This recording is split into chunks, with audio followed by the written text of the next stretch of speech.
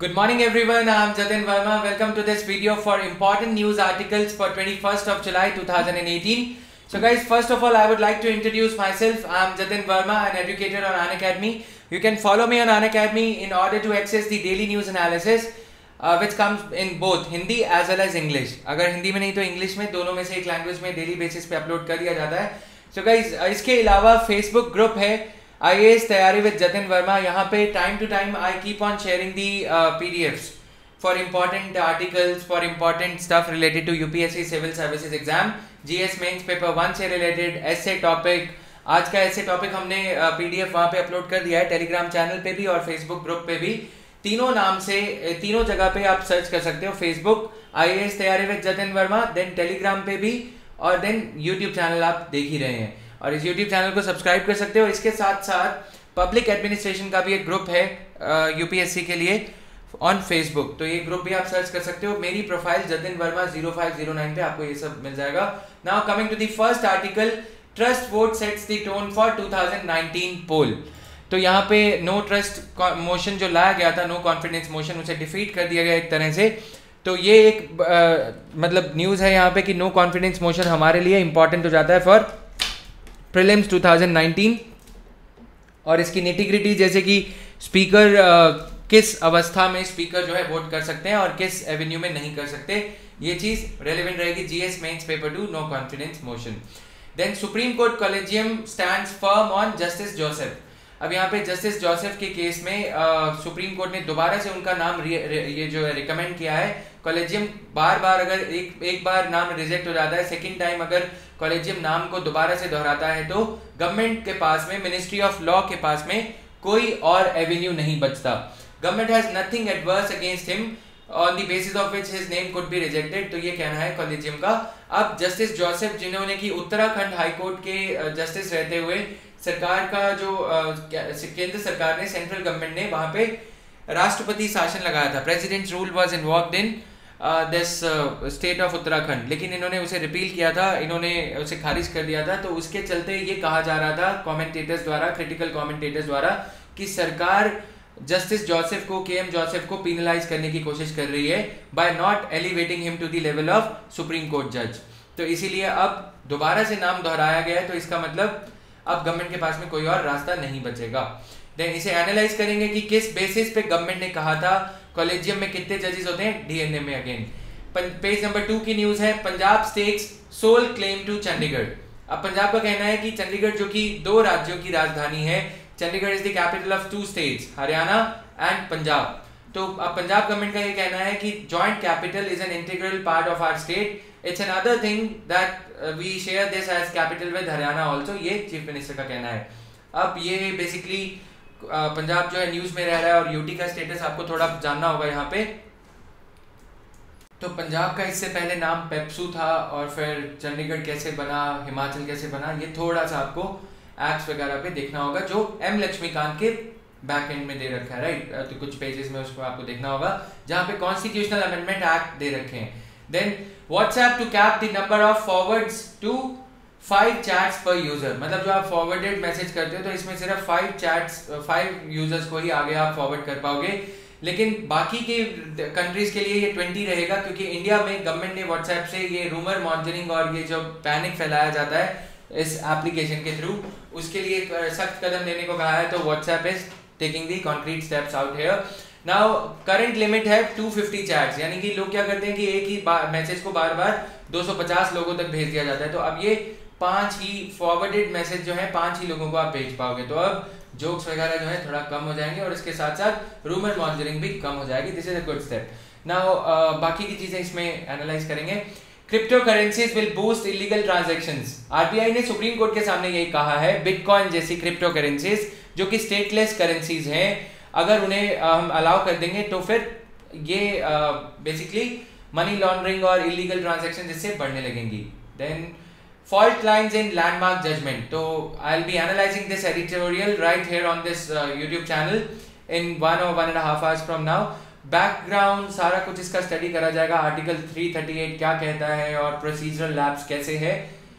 15 से 20 मिनट का ही editorial analysis रहेगा, लेकिन इनसाइट्स हम इस पे डेवलप करेंगे इस इशू पे कि हुआ क्या। 9 फरवरी 19 फरवरी की ये जजमेंट है, उसमें क्या कहा गया था, फिर उसके बाद में सुप्रीम कोर्ट ने अपनी जजमेंट को क्वालिफाई किया था। क्वालिफाई करने का मतलब क्या होता है। GS mains paper 2 polity and governance, SC and ST Act, Scheduled Caste and Scheduled Tribes Prevention of Atrocities Act 1989. Then farmers pass a no trust verdict. अब कल जब लोकसभा में no trust verdict, no confidence motion जो उस पे voting हो रही थी, संसद के बाहर Lok Sabha was engrossed in debate, various groups held a mock assembly and fled centre. तो ये सेंटर को बेसिकली स्वराज इंडिया के लीडर योगेंद्र यादव, ये आप देख रहे हो, ये बड़े दिग्गज नेता मेधा पाटकर एंड ये सब, इन्होंने बाहर नो ट्रस्ट वर्डिक्ट फार्मर्स के बेसिस पे सरकार के खिलाफ एक नो कॉन्फिडेंस मोशन पास कर दिया एक वैसे। तो ये the way the democracy works. इसी से रिलेटेड मैंने आज एक टॉपिक दिया है, parliament of our times and the issues of public. इसको ध्यान में रखते हुए फेसबुक पे आप वहां से मिल जाएगा आपको।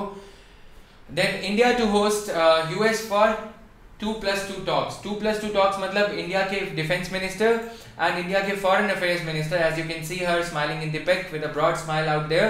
तो ये मीटिंग होने जा रही है। पहले इस मीटिंग को डिले कर दिया गया था, अब ये मीटिंग अगस्त 6 को होने जा रही है। तो इसमें क्या क्या चीजें डिस्कस होंगी, ब्रॉड रेंज ऑफ इश्यूज और एंटी ईरान सैंक्शंस के चलते मतभेद देखने को मिल रहा है दोनों कंट्रीज में, difference of opinion vis-a-vis Iran and India crude oil dependency on Iran, India's crude oil dependency that also needs to be factored इन।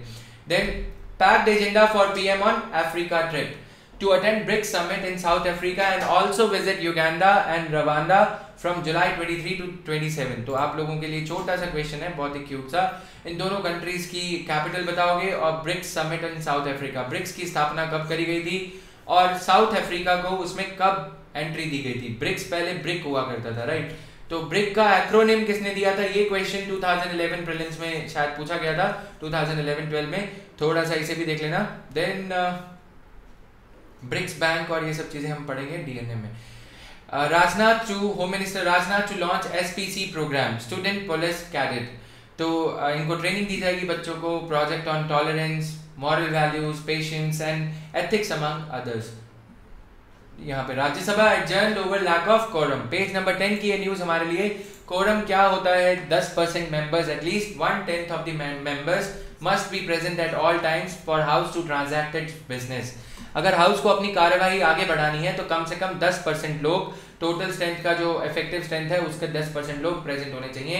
राज्यसभा में ये प्रेजेंट नहीं थे, इसीलिए लैक ऑफ क्वारम के चलते एडजर्न करना पड़ा। इसीलिए essay topic for Saturday and Sunday, you can celebrate your weekend by writing 2 essay topics, writing on 2 essay topics, एक तो gender equality and cultural practices, and then second topic parliament of our times। बहुत ही broad topic है, इसे narrow way में नहीं देखना है हमें। New cell to resolve child custody disputes. अब मीडिएशन सेल सेटअप किया जा रहा है, national commission for protection of child rights. आप मुझे ये बताएंगे कि ये जो RTI right to education act है, ये कौन इम्प्लीमेंट करता है, राइट टू एजुकेशन एक्ट 2010। और इसके बाद में according to child abduction reports 2018 with 104 cases of inter country parental abduction. NCPCR क्या है, ये सब चीजें DNA में स्टडी करेंगे। Then BJP quick to move privilege motion against the Congress leader Rahul Gandhi है। बेसलेस एलिगेशंस जो लगाए गए हैं उसके चलते राफेल डील को क्वेश्चन में, baseless allegation against the government over Rafale deal during the debate on no confidence motion. तो इनका कहना है कि ये जो है प्रिविलेज मोशन मूव करी जाएगी। Then SAT refuses to revoke RAP against Securities and Exchange Board of India. SAP है क्या, सिक्योरिटीज एपिलेट ट्राइब्यूनल। अगर किसी को सेबी की कोई जजमेंट या सेबी की कोई पनिशमेंट या कोई फाइन से कोई भी ग्रीवेंस रहता है तो सिक्योरिटीज एपिलेट ट्राइब्यूनल में आप उसे अपील कर सकते हो। सिक्योरिटीज एपिलेट ट्राइब्यूनल के बाद वो मामला हाई कोर्ट में जाएगा, हाई कोर्ट के बाद फिर वो सुप्रीम कोर्ट में जाता है। अब यहाँ पे सेबी के खिलाफ, सेबी के अपने ही जो एक ट्रिब्यूनल है, internal mechanism to resolve the disputes and complaints against Securities and Exchange Board of India, उन्होंने ये कहा है कि टाटा को क्यों जाने दिया। टाटा फाइनेंस लिमिटेड ने गलत जानकारी दी थी जब इन्होंने 2001 में एक preference shares, convertible preference shares का ये इशू लेके आए थे टाटा फाइनेंस लिमिटेड, और उसके बेसिस पे लोगों को बोला था कि हमारे शेयर्स में इन्वेस्ट किया जाए। और ये इसके बाद में टाटा को आराम से जाने दिया गया था, मतलब कोई पेनल्टी वगैरह नहीं लगाई गई थी। ध्यान दीजिए कि अगर यूएसए में ऐसा होता तो कम से कम 200-300 करोड़ रुपए की पेनल्टी लगाई जाती है, राइट। उतने का इशू नहीं होता शेयर्स का जितना कि वहां पे पेनल्टी लगा दी जाती है। हमारे यहाँ पे प्यार से फुचकार से जाने दिया जाता है। और SEBI as a regulator, SEBI के नाम पे पहले भी हम चिट फंड्स और ये सब की बात कर चुके हैं। Effectiveness of SEBI as regulator, तो यहाँ पे पहले सहारा स्कैम हुआ, राइट। सहारा ने भी कुछ ऐसा ही किया था। अब टाटास को 2001 का इशू है।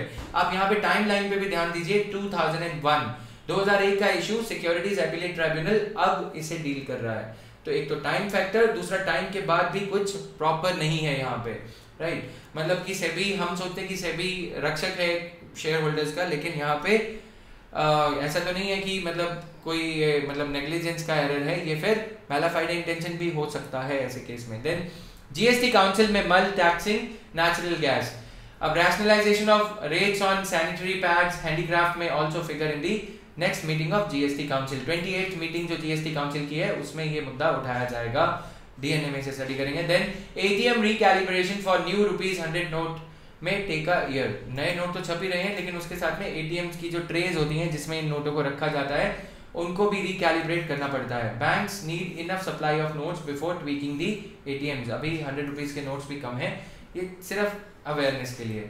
सो this brings us to the end of this small video. As I said, I'll be doing the editorial analysis on this YouTube channel, and the daily news analysis will be there in on Unacademy. You can find in by 2 p.m. right today. So I'll be doing that.